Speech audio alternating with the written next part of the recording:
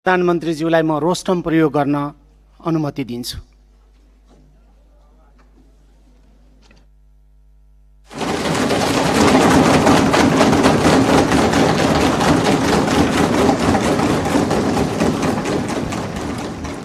सामान्य सभामुख महोदय, मान्य सदस्यज्यूहरूले धेरै दिनदेखि प्रश्न सोध्न खोज्नु भएको रहेछ, त्यसको निम्ति समय दिन हजुरलाई अनुरोध गर्न चाहन्छु।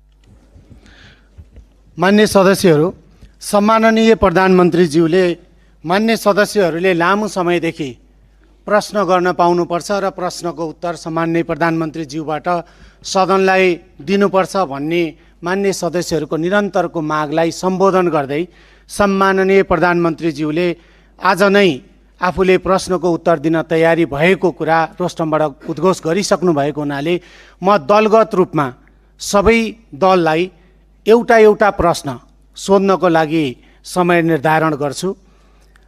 म हरेक दलले 2 मिनेटभित्र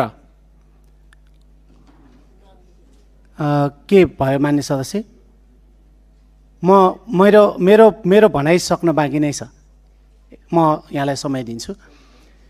सबै दललाई म 2 मिनेटको समय उपलब्ध गराउँछु र 2 मिनेटभित्र आफ्नो दलको तर्फबाट सम्माननीय प्रधानमन्त्रीज्यूलाई प्रश्न गरिदिनको लागि म जानकारी गराउँछु।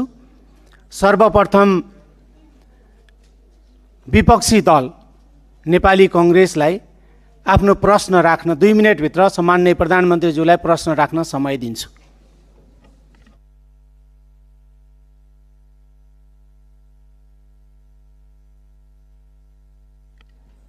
मान्य सदस्य युवराज दुलालले उठ्नु भएको थियो, के को लागि उठ्नु भयो? पहिला युवराज दुलालले एकदम छोटो